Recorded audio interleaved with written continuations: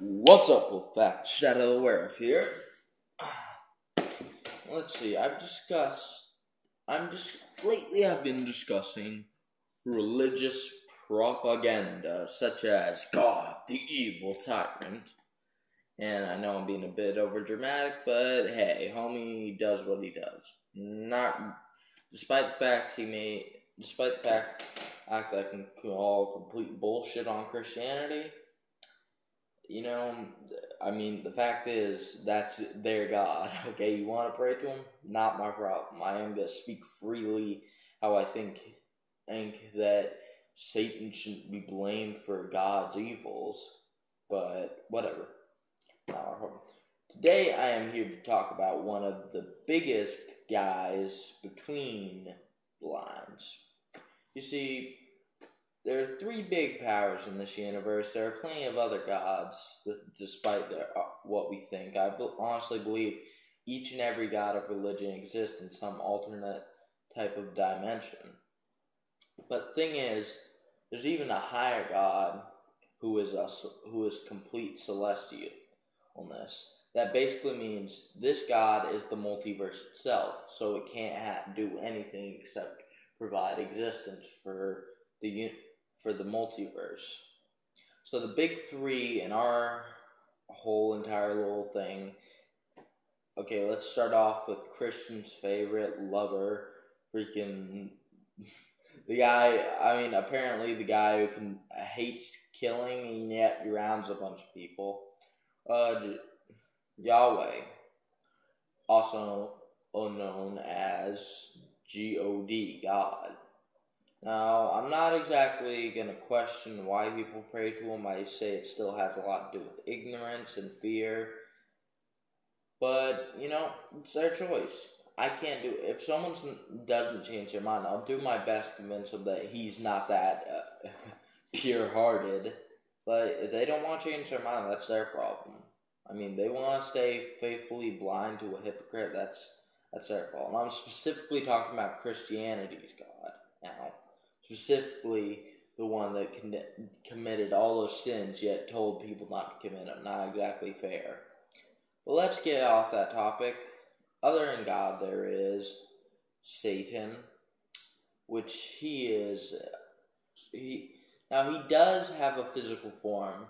However, much like God, he usually comes in the spirit world as a disembodied. He's basically celestial in the spirit world. He's lived in the spirit world 6,000 years before existence.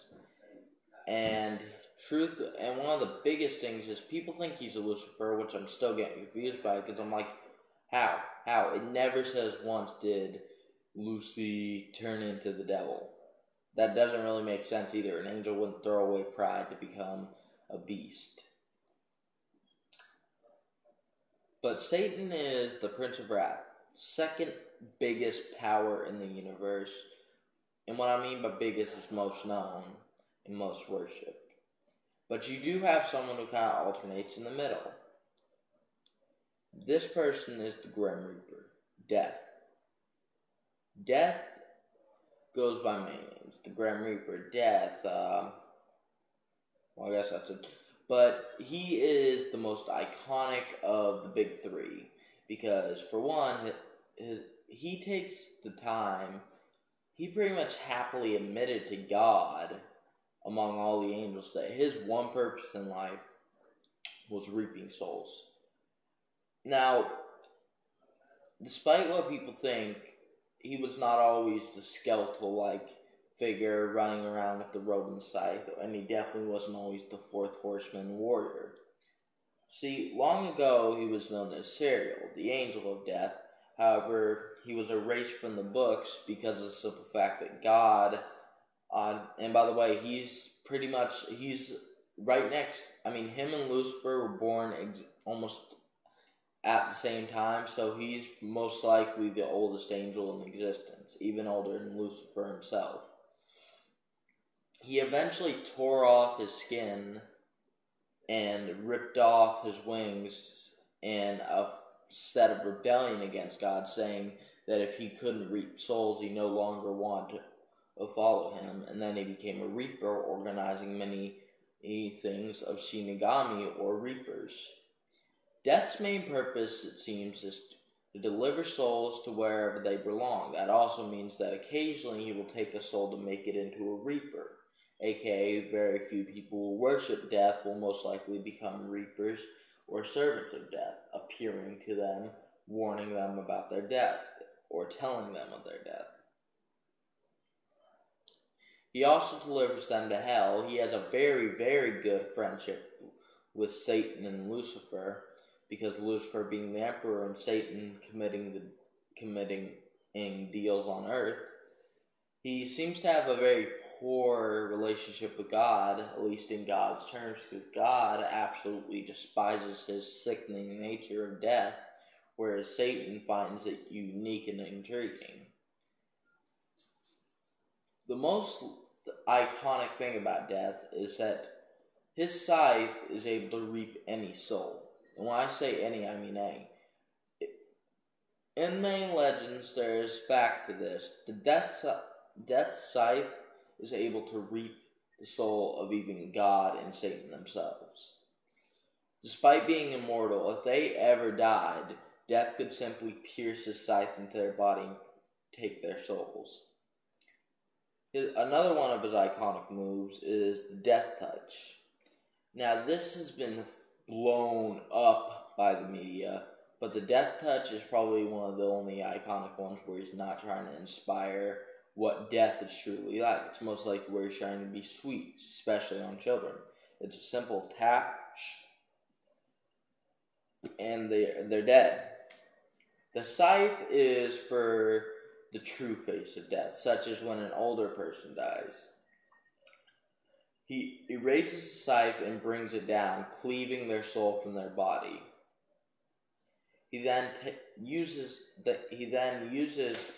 his scythe to either transport their soul to several places, most likely heaven or hell. He makes it a point to pierce the ground with his scythe and release the soul to their accompanied land. His other items consist of the pale horse, which he occasionally uses, which is a pure white horse that seems to be able to move faster than any of the other spiritual horsemen's horses. His iconic scythe is another one. The black robe that seems to cover most of his essence, as to not show his apocalypse skin, which is under, because he does have some skin left. The only thing that's skeletal on him is mainly his face and his hands, I think. However, he's commonly described in my religion with usually coming in the form of a pure skeleton, and his cloak being pure darkness. But he also has another item. This item is what can commonly be referred to as the book. God has his Bible to spread his gospel and word. Any type of media is Satan. Satan just really lives for the good times. I mean, you read a People magazine, that's pretty much like, inspiring some, good time. Yeah, come on, Satan, rock and roll, blah. Whereas the Book of Death is a book containing the names of who they reap, specifically his current victims. They also tell how they die and when they die. Death is by far one of the most powerful supernatural entities, possibly able to reap the soul of the multiverse itself. No one is completely sure at the extent of his power, because of the simple fact there's almost a definite chance that he can reap the very soul of God and Satan, which no other creature can. People who have had experiences with death have questioned on this. One of the biggest things they usually replies back when they ask him to either reap the soul of Satan most commonly and the very occasional soul of God, he simply replies that he doesn't feel the need to reap the soul of an immortal. He will only reap them if one of them kills each other. So yeah, it is basically, even if you're immortal, there's still a chance you can die in fighting. You can't die of old age, of course. You can't die of disease or sickness, but you can die of fighting. So yeah, kind of damper on immortality. Fucking death. Coming at me with those fucking skeleton hands in the side. But that's pretty much what death is. He's the personification of his name. The Grim Reaper lives to reap souls. He takes enjoyment of ripping a soul, a spirit, clean from its body. Whether they have terror or not, he simply loves to rip away souls. He loves to track down his victims. And most of all, he loves to deliver them. To put it simply, death is God and Satan in one. You know why? Because the difference is he doesn't have any grief or heartache about anything, such as God having his little petty thing about people who don't follow him, or as Satan does with his annoyance at God for pretty much just damaging demonic existence. I mean, be honest, Satan seems kind of logical. God kind of seems like he's a child throwing a tantrum because his toys getting kind of overrun. Like, it's like he dropped his peanut butter and jelly in the sand and, bugs are crawling on it, so to speak, is how he's looking at it. Whereas Satan's just annoyed because God and his angels feel it necessary to convince people to get rid of demons. Demons aren't always violent, however, a few of them who aren't accompanied with the seven princes of hell or misinterpret the messages of the seven princes unfortunately can get violent, whereas reapers for some reason have no quarrel with anyone and their simple position is to reap souls. So yeah, I'll put it very simply, where Satan is a very strong, independent type of leader and God's just kind of this oppressive overlord type deal, death is pretty much a very simple concept. He takes the souls, he delivers them, he reaps them, he does not ask questions, and he simply puts them where they need to go, and that's his job. He also has no quarrel with angels or demons, despite God having a very negative opinion about him reaping them.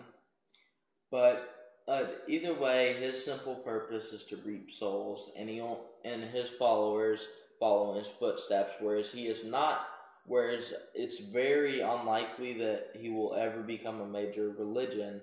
He will always be revered as possibly the strongest individual in all the multiverse.